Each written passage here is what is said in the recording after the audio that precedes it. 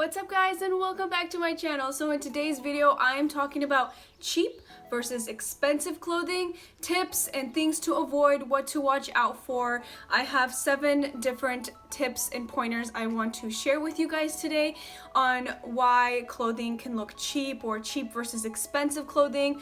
I still don't know the exact title of this video, but it's within that topic of cheap versus expensive clothing. I recently did a video very similar to this, is why clothing looks cheap, and I got really good feedback from you guys saying you enjoyed that video, it was fun to watch and learn from, and I decided to make a part 2 to that video. Also, just want to point out there that I made every single mistake there is. Just want to let you guys know, if you do any of these things or did any of these things, it's totally okay because I'm right there with you, sister. And with that being said, let's just go ahead and dive right in. Okay, so the first thing that makes clothing look pretty cheap is clothing that wrinkles easily, which really sucks because sometimes you don't know if clothing is going to wrinkle easily until you get the piece of clothing and actually start to wear it.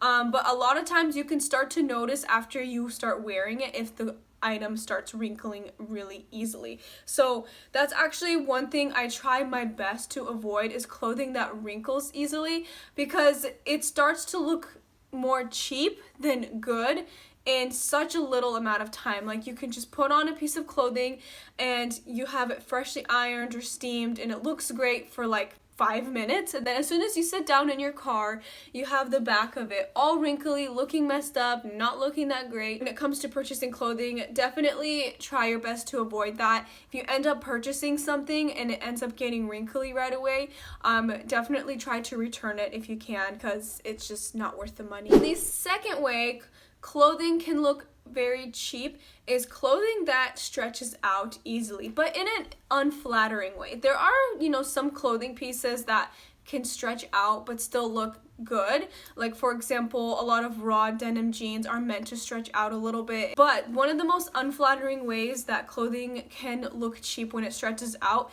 is if it stretches out in the butt area. I've had jeans like that in the past, and it really sucks because it could look good everywhere else, but if it looks like it's all saggy and stretched out in the butt, it's just very unflattering. You want it to be hugging that area, lifting that area, and complimenting that area. So definitely try to avoid things like that. And again, I know that you don't know unless you purchase these things and start wearing them. You can always try to return it after, if you notice after a wear or two that it starts to stretch out. That's when you usually start noticing it. The third way clothing can look cheap is exposed zippers. You don't necessarily have to avoid exposed zippers completely. Sometimes zippers are exposed, usually has a more casual look to it and things like that. But let's say if you're buying a really nice jacket, it does look way more expensive when the zipper is not exposed, so there's like another layer of fabric covering the zipper. I think that looks absolutely fabulous, and most of the time, clothing that's like coats, they have that and it looks amazing. I think that really makes the garment of clothing look so much more expensive when you pay attention to that detail. So again, it's up to you. You don't have to entirely avoid it, but something that has more work put into it like that, like covering zippers, does look more expensive, more clean, and more polished. So definitely keep an eye out for that when you are looking for new pieces of clothing that have a zipper on it. Fourth tip I have is making sure your patterns match at the seam. So a couple examples. So one top that I'm wearing, this is a small dainty print. If you really stare at the seam, which is actually kind of hard to find, it doesn't match, right? I think if you can get away with patterns that are in a very small print that don't match at the seams, I don't think you will notice that. But let's say you're going for a top that has larger, bold prints, it's definitely going to look so much better if you find a top where the pattern matches at the seam, so it's not like off to the side or overlapping or looking weird and off, because that can start to look more cheap. And it also shows that the manufacturer, whoever was making the clothing, was taking shortcuts, being cheap and lazy, and just wanted to get it sewn and out the door.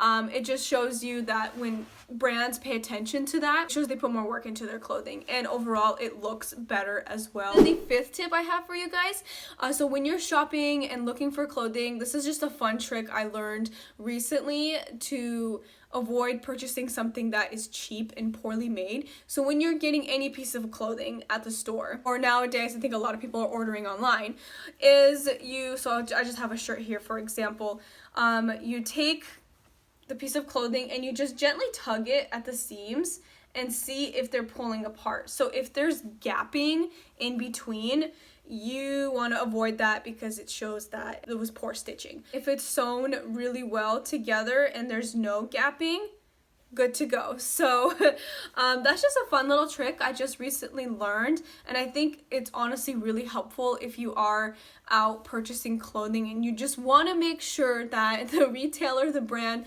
took the extra step in making sure the piece of clothing is stitched very well together. Believe it or not, I actually ended up finding quite a few clothing pieces that there's actually big gapping in between the stitching, which I was like, wow, that's surprising, because then that's how you're going to start getting a lot of loose threads, and you're gonna have to constantly keep clipping those loose threads, and eventually you can start getting holes, and that's just not fun. The sixth tip is to replace whites when they start losing their color. Wearing white can look very classy, very chic, very expensive and sophisticated looking, as long as if the white piece of clothing is not see-through, because if it is see-through, little bonus tip, it looks cheap as well if clothing is see-through. Whites also get those yellow pit stains, which, believe it or not, it's crazy how often whites get that. Also, a lot of problems with, let's say for example, white tops when women wear them is we put them on after usually we obviously do our makeup. But if you look at the neckline, there's going to be, like, if you're using foundation and things like that, there's going to be an orange mark here. So when you're putting on the white piece of clothing, make sure you have like something covering your face, like a scarf or something. When you pull it on, you avoid smearing some of your makeup onto the neckline of it, because that's going to ruin it.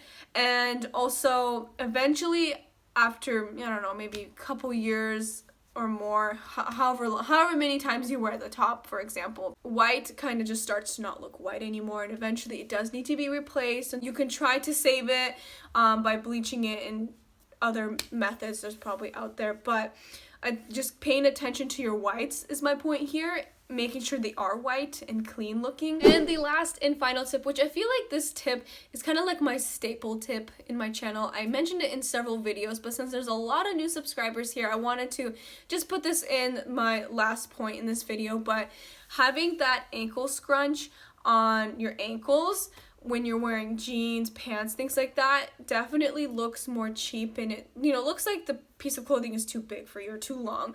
And a lot of petite women have this struggle, but nowadays it's so much easier for us to find jeans that fit us correctly on the ankle and where we don't get that bunchiness at the bottom. Before it was such a struggle, but now retailers are starting to consider us short girls, which is awesome. Keep that in mind when you're out shopping, putting on outfits, putting on clothes, because a lot of the times it's all in those little details where, clothing can start to look cheap, so definitely pay attention to that. Alright, so we made it to the end of this video. I really hope you guys enjoyed it and learned something. Let me know if you want to keep seeing more videos like this, because it's just so fun to learn tips and tricks to avoid cheap clothing. So let me know if you guys want to see more videos like this. I would love to make it for you guys. Subscribe if you're new, and I will see you very soon in my next video.